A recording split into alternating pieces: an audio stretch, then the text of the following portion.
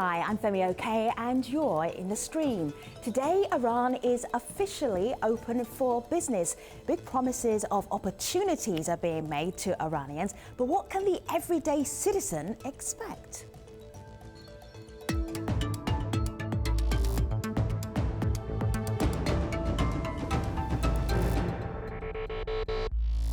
So we have our ways of reaching our online community in Iran. I can't tell you them, but Malika Bilal, our digital producer, can. How are we doing? Our team has been chatting with people in Iran and also people in the diaspora. Right. And they're answering that question you asked at the top, have things changed and will this affect the average person? This is Shahrazad, who writes into the stream. She's a journalist who goes in and out of Iran. She says, surprisingly, there was no excitement in the country when the news of the sanctions being lifted spread. People will believe it when they feel they are secured economically and mentally. And we'll talk today in the show about how that can happen, and we want your help. You can tweet us with #AJStream. Hi, I'm Susan Tahmasevi. I'm an Iranian women's rights activist, and I'm in the stream. Iran's President Hassan Rouhani described the implementation of the nuclear deal as a golden page in his country's history and a turning point for economic prosperity. As he presented the country's budget to Parliament, Rouhani promised Iranians billions of dollars in investments. He's already in Europe, reviving trade and political ties, as well as finalising business deals with Italy and France that are worth more than $6 billion. The implementation of the deal also means that Tehran has immediate access to nearly $100 billion in frozen assets. So far, the Iranians who have been coping with crippling international sanctions, how much change should they expect to see? To help us talk about this, we're joined by an all-Iranian lineup. Professor Sadag Ziba-Kalam is Professor of Political Science at the University of Tehran. Abbas Al-Sani is General Director of World and Foreign Policy Department at the Tasnim News Agency. Jamal Abdi, Policy Director at the National Iranian American Council. And right here in the studio, we have Nagar Mortazavi. She is a journalist and social media analyst. So good to have you here, everybody. Abbas, as this news broke in Iran, how was it covered? How did people react? Well, you know, when the implementation day was announced officially, I think the Iranian people were, used to the nuclear excitements in the past 2 years, so there was not that much reaction to the news being announced. I think as you were reading the tweet by a user on the Twitter, people are now waiting to see the practical results of the deal to take effect in their daily life.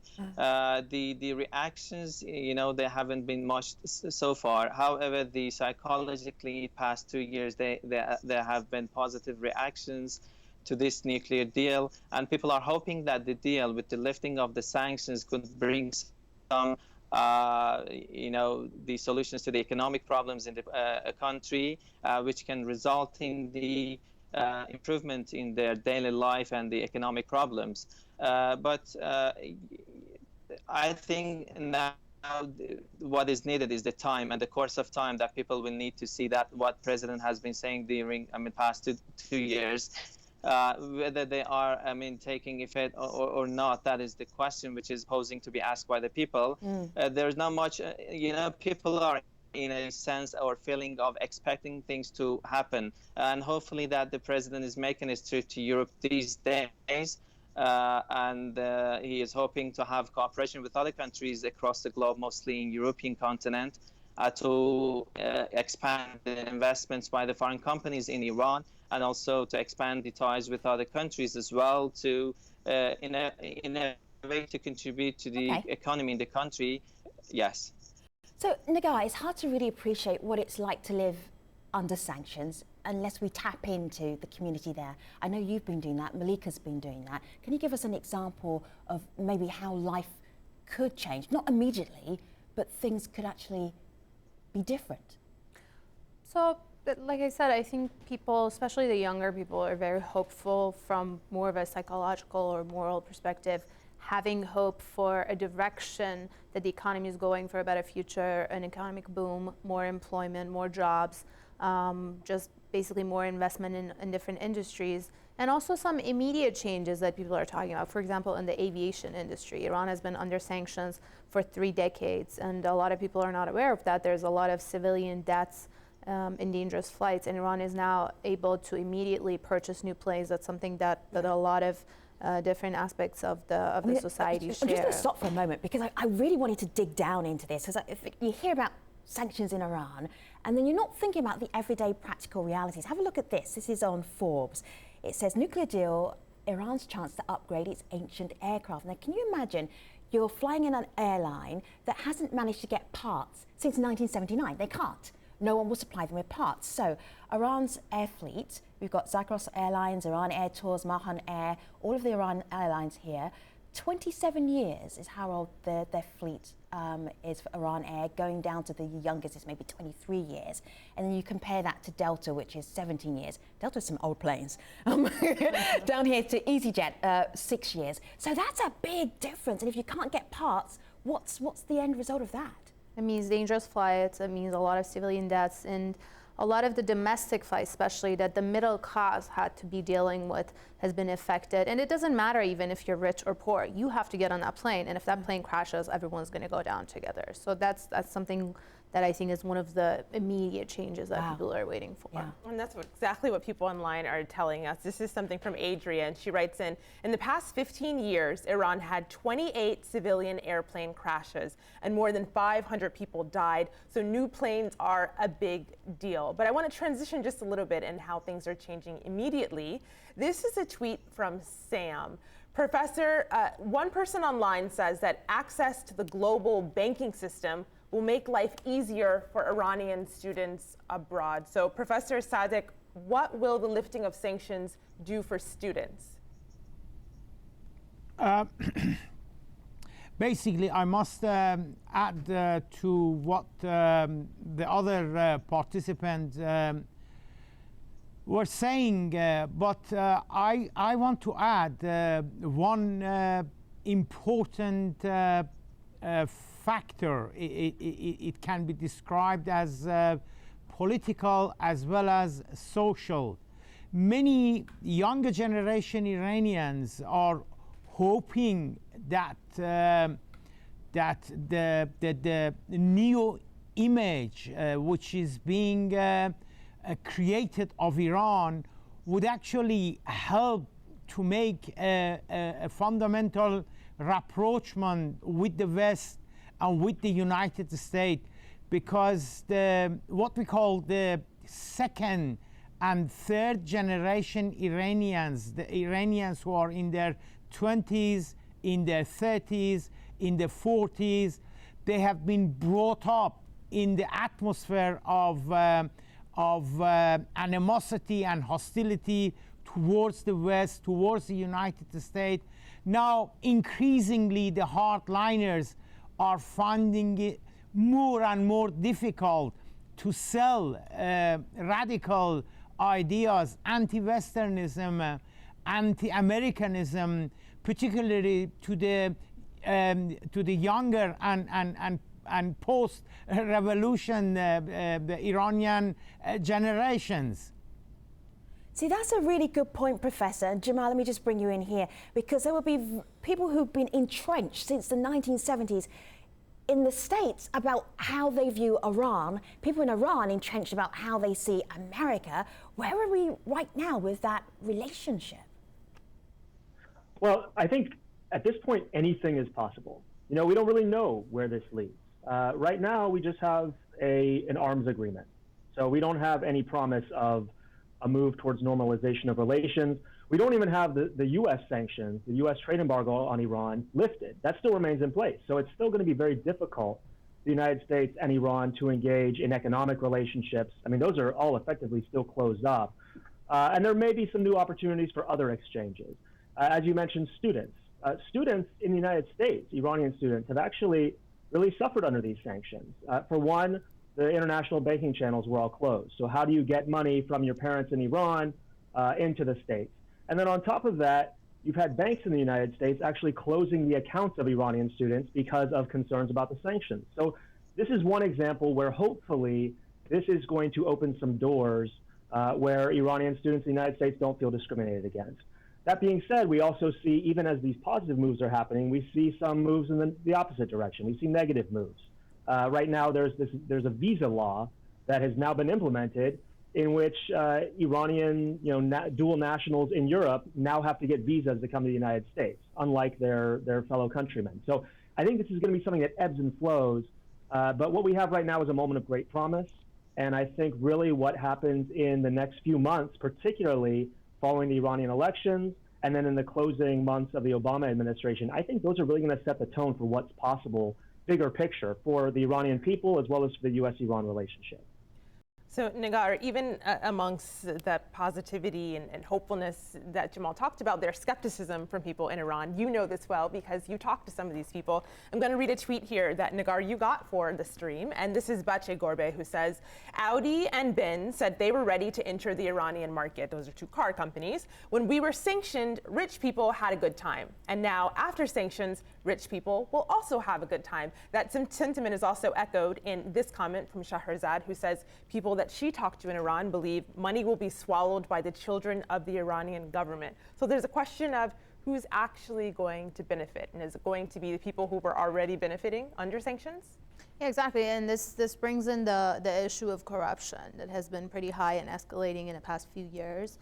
Not all of the children of the Iranian revolutions, but certain aspects of people within the system were actually benefiting from the sanctions, from the black market that it creates, from the middlemen that have to do the job of going around sanctions, getting certain things into the country. So some people, small minorities, are actually not happy about the lifting of sanctions. But I think the majority of the population, especially the middle class, didn't really benefit financially from the sanctions. They were the ones who took the toll. And now they're happy. I mean, Benz, Mercedes, and Audi are examples, but also some least expensive European cars or Asian cars had left the Iranian market. They're going to return back. Their parts, like we're talking about airplanes, cars are also something that people deal with on a daily basis. The quality had been going down over the years, and it's something that people feel like the industry is going to be revamped and also create more jobs with the revamping of this industry.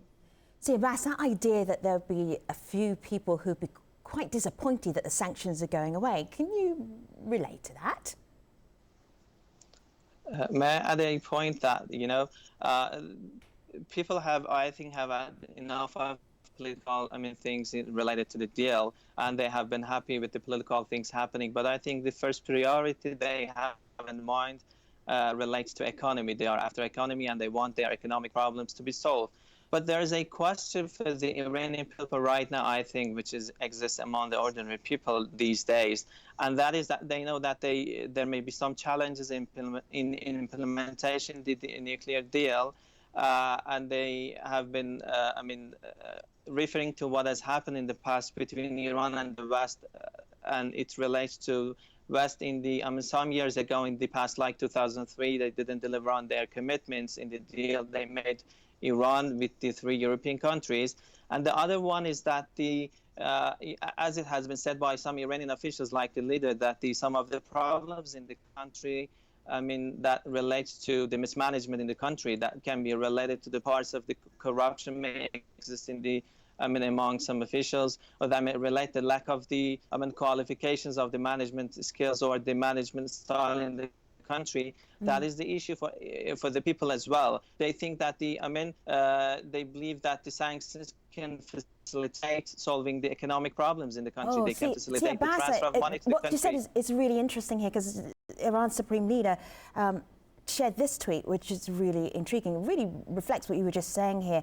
To Hassan Rouhani, removal of sanctions alone is not enough for boosting economy and improving lives of people. It almost felt like he was saying that the sanctions could be a scapegoat for all the problems that are going on in Iran, and the fact that they're not there anymore, that's not going to fix everything. Let me just bring in the professor. Professor, in terms of feeling isolated, and now that isolation being over, what impact does that have on Iran?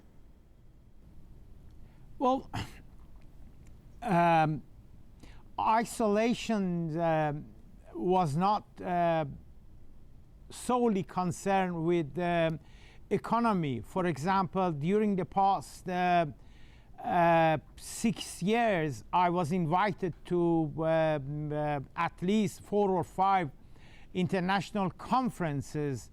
You won't believe that, but it was difficult for me to travel, and although my paper had been accepted by the conference organizer, but I was told that, sorry, Professor Ziba Kalam, because of the sanctions, you cannot take part in the conference.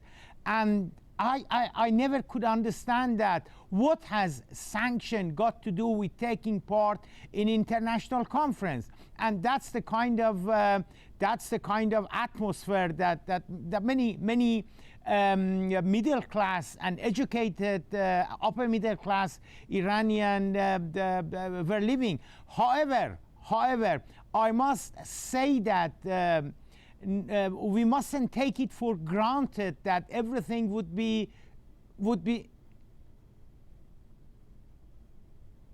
Please continue, Professor. Have I lost the professor? All right, while we get the professor back, Malika. Well, part of what he was saying is kind of reflected in this tweet out of Iran. This is Sidewalk Lyrics, who writes in that there will be no impact whatsoever, at least not yet. Implementation Day, that's a hashtag of the day that Iranians celebrated, or some of them celebrated the implementation of the Iran deal, was like a wedding, just a ceremony. How life can go afterwards depends on so much more. And so picking up on that, Jamal, there's this tweet from Persian Kitten, that's her handle. She says, a significant change, one which will be felt by citizens before an economical impact, is Iran's acceptance into the world community. How big of a role do you think that plays? Well, I think that plays a huge role. I think that when we talk about Implementation Day and the economic benefits, what's most exciting is actually, I think, the political implications and some of the social implications. I do think that, being under a sanctions economy, that's like being under a war economy. And I think some of the criticism from Khamenei about how the sanctions relief is not going to be the silver bullet. I think part of that is a recognition that there are other issues. There are serious structural issues of the Iranian economy that have to be addressed. And frankly, not necessarily Rouhani, but his predecessor really used the sanctions as an excuse to get away from some of the real blame that should have been in place for those. But aside from all that, the other issue is that Iran has had this resistance economy, this notion that Iran could thrive under the sanctions and does not need to be connected to the outside world. And now we have this situation where it's almost a referendum on this idea. There's this pathway that Rouhani and others have pursued, which is one that I think represents particularly the young people in Iran, but I think broadly represents the Iranian people who do want to have an expanded role in the international community, do want to be able to go to academic conferences and not worry about sanctions interfering with their ability to travel and things like that. And I think just the social dimensions of that, as well as the political dimensions, it's huge for Iran. It is sort of like a wedding. I mean, nothing is guaranteed. Just going up there and saying your vows doesn't necessarily mean you're going to make good on them. But what it does do is it opens up all these opportunities. Now you don't have these sanctions in place that make it impossible to do a lot of these things that the Iranian people wanted to do. And so I think that's why I say this is a moment of great promise. It could end up being a dud. Maybe, the politics on both sides end up undermining the deal and we end up back at square one. But it potentially could be a hugely transformative moment, I think, for Iran, for the Iranian people, for Iran's place in the international community. That could be beneficial to everybody in the region as well as throughout the world. It just matters how it plays out. Abbas, looking ahead to the parliamentary elections in February, how politicians may be using this lifting of international sanctions as a possible way to campaign? Are any promises being made about how the future might be different for everyday Iranians? As we are nearing to the elections in the country, it's natural that the government, which has been putting much effort on the nuclear deal, is trying to gain credit using that deal in the parliamentary elections and gaining foothold in the country. And in the afterwards, they are eyeing on the next election, presidential election, and the things which can happen in the coming years in Iran. However, as it's said by the experts in Iran and also other countries and the foreign experts, that these two elections are the important ones and can have influence for years in Iran. And that makes two sides to argue on the achievements or the losses that the deal can create for the country. And part of it relates to some of these circles are the moderate ones who have been saying the for pros and cons of the deal, and some of those circles are those who have been opposing and are the critics of the government. They may be focusing on the parts which may not benefit the government regarding the deal. And for sure, those sides who are pro-government, they are going to focus on the achievements and the positive points of the deal in the election days. I think that is something which we are expecting in the coming days to come.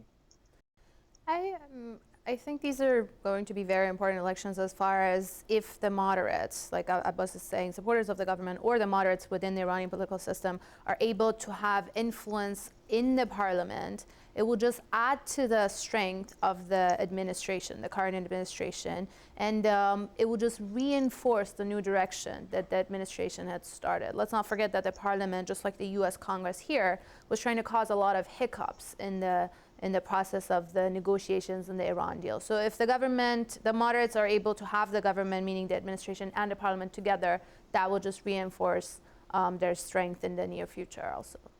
Professor, we've been talking for the last 20 minutes or so about how everyday Iranians may well be affected. May well be affected. That's the important phrase there. There's a sense of anticipation, but when do you think that your life will be different because of this political move, Professor? Let me clarify on the upcoming parliamentary election. Now, that is a very important political issue. It has ramification for the future of Iran's relation with the West. The conservatives, they have been very careful not to let reformists and pro-Rouhani candidate really to enter the race, because they fear that under the present circumstances and the excitement and the happiness that that lifting of the sanctions and the nuclear deal which is brought to Iran would benefit reformists and pro-government candidate. So what they have done, they have literally disqualified nearly all the candidates who were either independent or pro-reformist. So it's very difficult for the reformists to take decision and what to do, because they are under heavy pressure from the supporter that why should we enter this election? This is not a fair and free election, because most of the non-government candidates, if you like, they have been rejected. They have been disqualified by the Guardian Council. So there is an interesting and exciting struggle going on between moderate factions of Iranian political current and versus hardliners. All right, Professor, I'm going to pick up again with you in our post-show in just a moment. But let me ask this to you, Abbas, really briefly. When do you think your life might change because of the international sanctions being lifted? Give me a timeline. That is the question which is the Iranian people are asking now. And I think what the Iranian president have been saying so far has, the timeline, deal is Abbas, in implementation at the end of the show, phase. what do you think? 1 year, 5 years, I think, 10 years? Just let me say, I think, we will need some more time to see that the results of the deal is showing its effects. In the short term, I don't think we are not expecting more from him in our post show at stream.aljazeera.com. We'll also be joined there by Nagar Motazavi, Jamal Abdi, and also Sadak Ziba Kalam. Thank you very much for being part of this show. Hopefully see you online. Thanks for watching.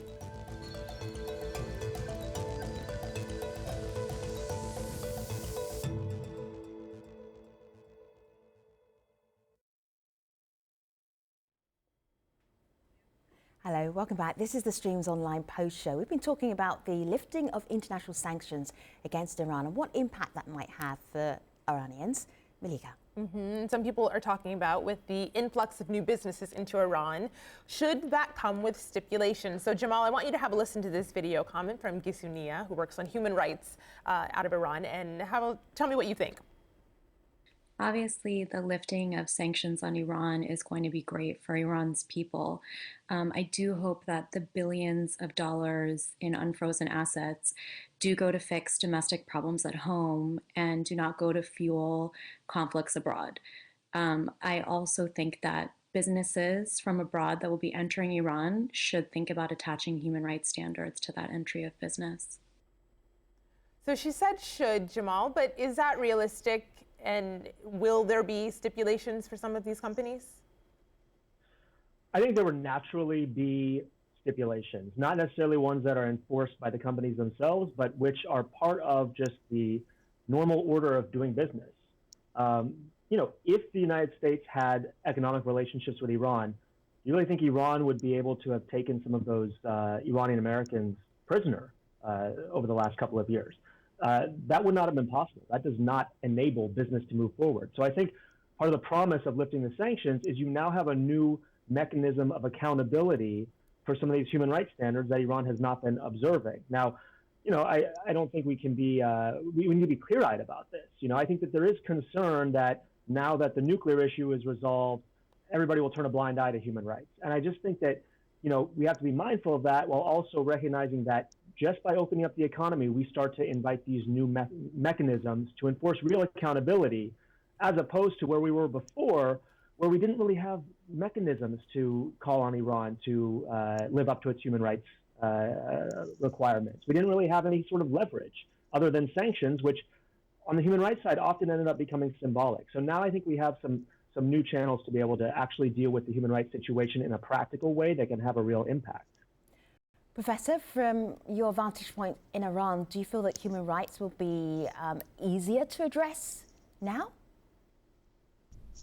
I think we can be hopeful that human rights would improve as a result of lifting sanctions. Although sanctions is not directly related to human rights, but what I'm really trying to say is that there is a better atmosphere, there is a better climate between Iran and Western powers, and that usually means that we should expect a better human rights situation in Iran, because when the relationship between Iran or any other country with the West is full of hostility and bitterness, then you could imagine that how easy human right is being violated. Whereas if the relation is better, then leaders in Iran will tend to respect more human rights.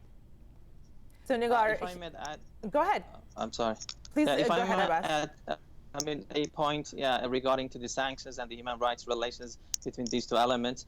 I would say that what Iran has been arguing is that those sanctions imposed against the country have been unfair, and in fact those sanctions are the violations of the human rights inside the country, because the medicine and the many things which are like the parts of the airplanes have not been reaching to the country, and this has caused many patients suffering, or even causing some death in the accident. So in fact this is a violation of the human rights. How can you expect that to improve the human rights by imposing sanctions? However, recently, I think in the past, Iran has been trying to cooperate in the human rights field in the country, but making this issue political and politicizing it, I don't think will help the moderates in the country, but will put much pressure from different sides, from the outside and inside, on the issue, and it will make it less.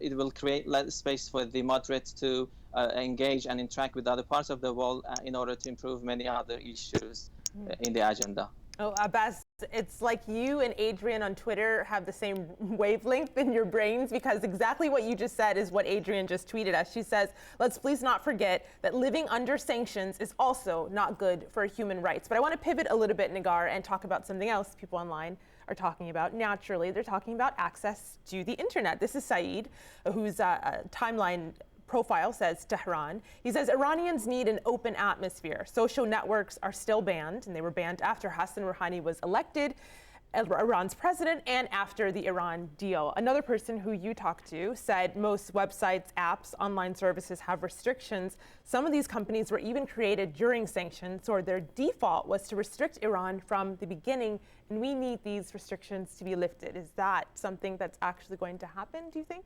So the tech area is actually one of the areas that the young Iranians have to deal with a lot, and it's one of the areas that they're hoping is going to open up, both by the Iranian government as far as unblocking a lot of filtered websites and services, but also on the US side, on the Western side, and especially the US, the best tech companies are here, and a lot of them are restricting their services for Iran. So let's say you're a young tech entrepreneur in Tehran. You can't have access to PayPal. You can't pay for things. You can't access a lot of these online services that some of them don't even need payments. And people are hoping that a lot of these would slowly change, and also the Iranian government on the inside would also unblock their services for Iranians, so that there will be a new ecosystem for these tech entrepreneurs that are thriving inside Iran. And people are arguing that it's going to be the next Silicon Valley in the Middle East, hopefully.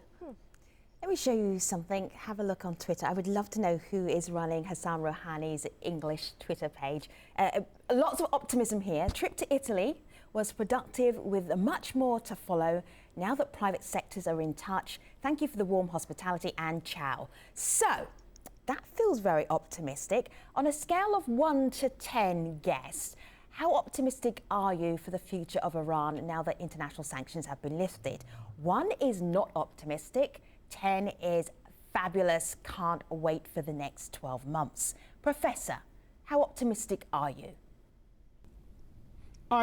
Could you repeat the question? I didn't quite catch your question, please. It was a very brief response needed, Professor. On a scale of 1 to 10, how optimistic are you for the next 1 year for Iranians? Now, sanctions have been lifted.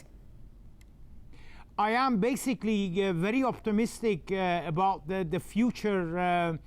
However, I must warn everyone that there are serious opposition to what is going on as far as this new climate is concerned. Hardliners in Iran are quite angry of what has been happening, because they think that their power is being eroded by rapprochement with the West. And also there are hardliners in Washington and also in the region, in the Middle East region, that they are unhappy. They fear that lifting of sanctions and Iran coming out of cold would present Iran, a more powerful Iran, and they don't like that. Israelis don't like that. Republicans don't like that. Saudi Arabian leaders don't like that. So there are powerful, if you like, anti-present situation outside Iran as well as inside the country. Jamal, I've heard your hopefulness, cautious hopefulness. If you could put it on a scale of 1 to 10, where would it be? I would say, I'll give you a number. It's I'd say 8. Oh, wow, I'm impressed. Maybe I don't understand the scale. Look, I think that the Iranian people, that is one of the world's great societies. I mean, that is a population that has so much promise, so much to offer to the world, that has been kept under the heel of not just the repressive government in Iran, but the sanctions and the poor international relations. And if that society can be untapped, if those restrictions can be lifted, both internally and externally, I have, the highest expectations for what is possible. But that being said, I'm cautiously optimistic, because there are powerful interests in Iran who don't want to see that happen, who want to keep the Iranian people isolated. There are the Saudis and the Israelis who are doing everything they can to make sure that this is not part of a new opening for Iran and the U.S., as well as the international community. And then there are powerful vested interests here in Washington who don't want to see that happen. So the odds against this are still, they're still high, but there's now an opening to overcome them. And so that's why I'm cautiously very optimistic. See, Abbas, I created my own scale of hopefulness. So 1 is not hopeful, 10 is very hopeful. What number do you want to give me? I think Jamal was more optimistic than I am. In a very short time, less than 6 months, I would give maybe number like 3. But in the short term, like beyond 6 months, that would be something like 5 within a year. But going, beyond this number, I think we will need some more time, because doing lots of things in the economy. And if the number wants to go beyond the 5, I think it needs to go beyond 1 year, because government and administration needs time to, cooperate and to establish cooperation with other countries and companies, and giving much more role to the private sector. That is the issue. And also, trying to repair or, do some management things will need some time. Creating jobs will need time. That is not a thing which can happen just in 1 year. Yeah. And I think we need to go beyond 1 year to reach the number beyond 5. If we want to reach 7 or 8, I think more than 1 year is needed. However, 5 or 6 or 7 will be a good number as well. But in the long run, Abbas, you've gone through all of the numbers from 1 to 10. That's hedging your bets. I don't think there's any number you've left. All right, thank you. Moving on with my made-up scale, but it's just interesting to hear the mindset of the guests. Nigar? I like your scale. I'm going to give you 2 numbers. I'll give a 5 for the next 1 year, because that's what you wanted to know. But I'm very optimistic in the long run. In the next decade, I would say I'm actually 10. I'm very positive. Wow. Like Jamal said, it's a young country. It's one of the largest on-tap markets in the world. It's 80 million people. 70% of them are under 35 years. There's a lot of potential. They're educated, they're thirsty and hungry for this relation. So I'm very positive. I think there's power and interest against all of this, like Jamal said, in Tehran and Washington, in Tel Aviv, in Riyadh. But this ship has sailed, and I don't think they were able to cause enough hiccups to sabotage the whole process. And the more we go further, I think there'll just be more change, and this snowball will just keep going faster, and it's hard to stop it. Very telling about where the guests lie in terms of their thinking about what the future might be. Malika? The same here. This is Atiya on Twitter, who says, compare the collective mood in Iran just back in 2011, where we saw those mass anti-government protesters out in the streets. Compare that with today. This is less about immediate results and more about collective hope. So thank you, community. Thank you, Nigar, Abbas, Jamal, and Professor. Really enjoyed your company today. Take care, everybody.